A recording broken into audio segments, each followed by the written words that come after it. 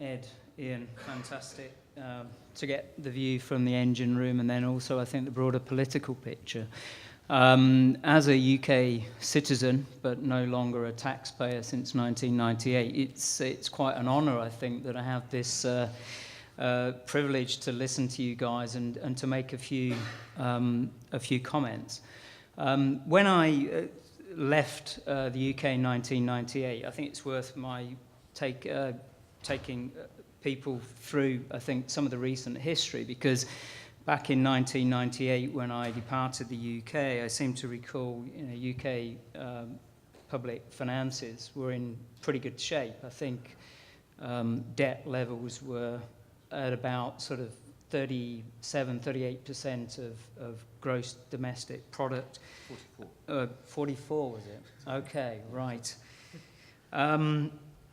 In 1998, since then we've seen an awful lot of reforms, and most recently the last 4 or 5 years with whole government accounts. But it does seem, of course, that things took a very sharp turn for the worse around the time of the global financial crisis. We've now gotten debt levels in relation to GDP which are comparable with what we had in the last wars, and also around the time that the IMF bailed us out in 1976. So that's very kind of troubling, I think, and it does pose questions around our leadership, I think, and the effectiveness of the reforms. I'm sure there are naturally some timing issues. And today, you often hear in the press the UK continually missing its targets and having to recalibrate, and we're not gonna break even until whatever. It's going to be 2020 now. It's going to be 2022 or whatever. And again, all of this kind of, I guess, from my perspective as a former UK taxpayer, I am likely to ask the question, how effective is all this proving?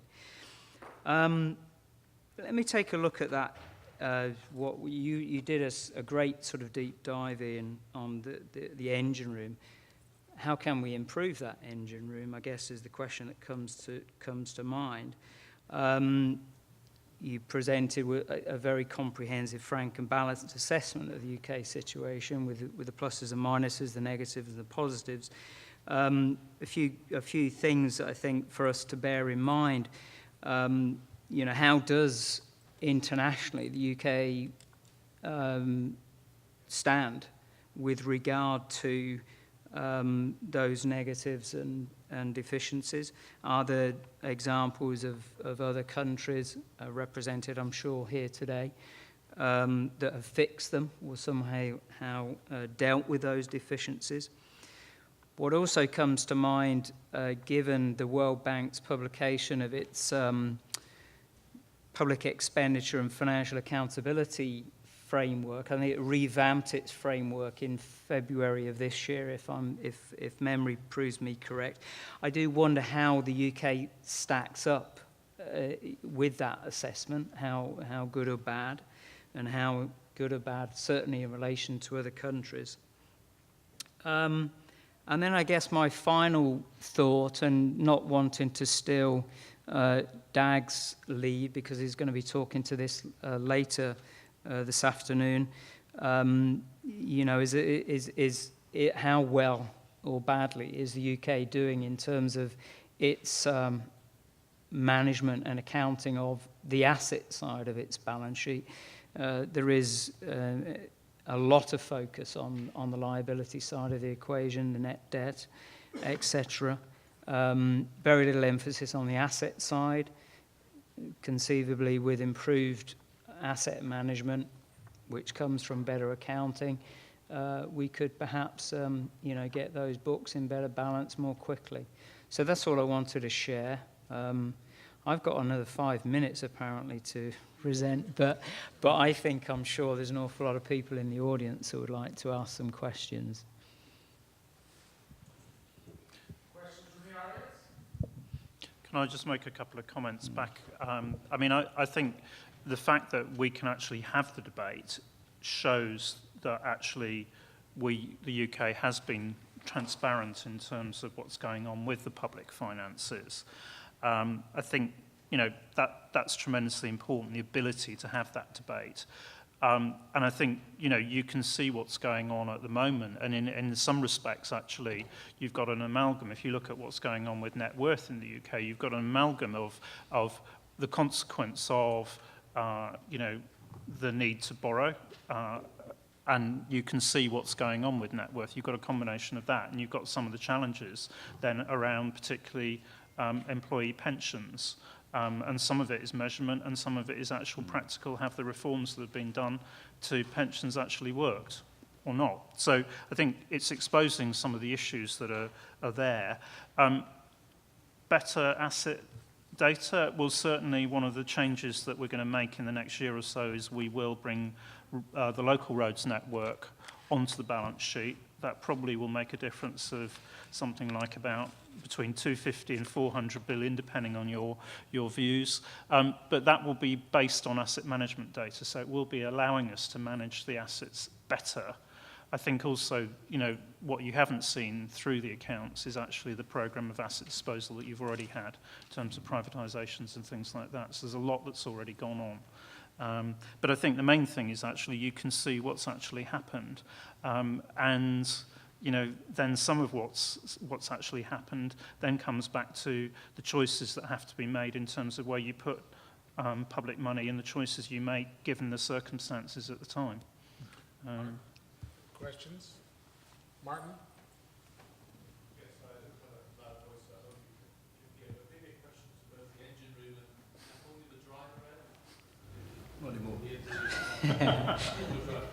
I was struck by something that Paul was saying about you need the skills base ultimately within the state structures within that area. How did you both see that in terms of the acceptance of the need to invest in the people in the state sector to actually drive these reforms? I often hear on the European level so much concern about cost as though that is the ultimate thing that's blocking everything. How did you both see that and approach that?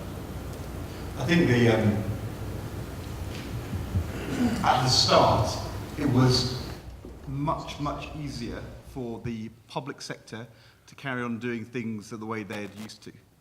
So when we came along and said, we're going to give you not 1 year budgeting, but 3 year budgeting, and we're going to do resource accounting, which gives you much more control over how you manage your capital. And the initial reaction from the civil service and other departments was quite cautious about it because it was quite a big change, and quite a lot of departments took those flexibilities at the centre and then did not devolve them at all down to individual agencies within their area. But a lot of, we pressured them to do it, and it was required. I think one of the things that I take from this is that unless the Prime Minister politically and the Finance Minister want to do this, it doesn't happen. So you need to have real leadership from the top to make these changes occur.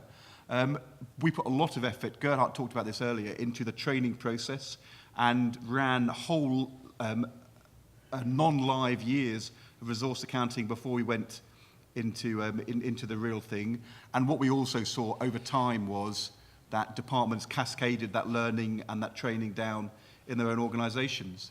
In a way to go to Paul's comments, there was this big event called the Global Financial Crisis, which had a very big impact on the UK.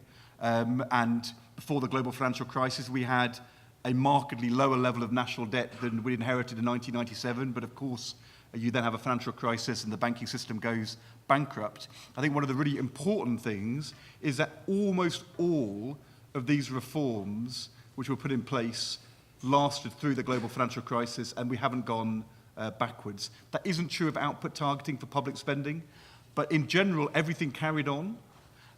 It wasn't ditched. I think what is true is that things slowed down because the reality is governments only have so much capacity, and in a financial crisis, to begin with, there's other things that you worry about. And I think the second thing I'd say to Paul is that, and in a way it picks up George Serafim's presentation this morning, in the end, while you can make real progress with the quality of your financial accounting and public balance sheet management, and while you can make real progress in understanding the demographic and cost issues that you face, the fundamental question, which is really going to drive things, is what is going on in your economy, and whether your economy is productive and grows and generates good jobs, which then bring in the tax revenues to finance things for the future. And one of the toughest things for the UK in this decade, and it's true for America and for Germany and other countries as well as for countries which are having tougher fiscal times, is that in a world in which your economy is not growing strongly and the tax revenues aren't coming in, these fiscal pressures grow, and it's much harder to get your deficit down. And the balance sheet and changing your focus on financial planning can help to some extent on that, especially around planning for investment. But there's lots of other things you really, really have to worry about as well. And, you know, as George said, for Greece, solving those longer-term underlying structural competitiveness issues, I mean, Britain and America, we're both in the same boat when it comes to that being a sort of central challenge, and a challenge which developed countries have found really hard to rise to in the last 20 years in general. That's not a party political point, it's a broader point. I mean, just going back to your point about training and so on, yes, you do need better financial skills at all levels. You know, and that's not just, this isn't a, you know, just the accountants and a plea for more accountants. It's actually about everyone needs to take responsibility for their input to good financial decision making. And it kind of comes back to the arguments you get about overall, should you move to accrual or not? It's very easy to put a number on, you know, what the change might be. It's much harder to put you know, an estimate on what the benefits might be financially. But I think every time that's been looked at, and particularly, for example, recently in terms of should Europe actually move to accrual reporting, you know, yes, there are costs of this, but if you look at, you know, just even a minute change in the efficiency and, you know, with which public money is spent, the numbers are just an order of magnitude bigger. So whatever the actual precise answer is, really, can you afford not to? Other questions? Excellent. Can I Thank make you. Nico, Yeah, can I just make a really quick apology? I'm the chairman of a Premiership football club, and we're playing Arsenal tomorrow, and so I have to fly back to be there for the game. We have no net debt. Unfortunately, our top central defender is just been discovered is out for the season, so we've got a substantial impairment to our assets, and we're currently 18th in the division. If we get relegated, then this has a substantial impact upon our cash flow. So whichever way you measure it, it's really, really quite on the edge. And if the chairman doesn't turn up for the game, he's in real trouble. So I have to go back, so I apologise. But you'll sort of understand, from an accounting point of view, why it's important I go.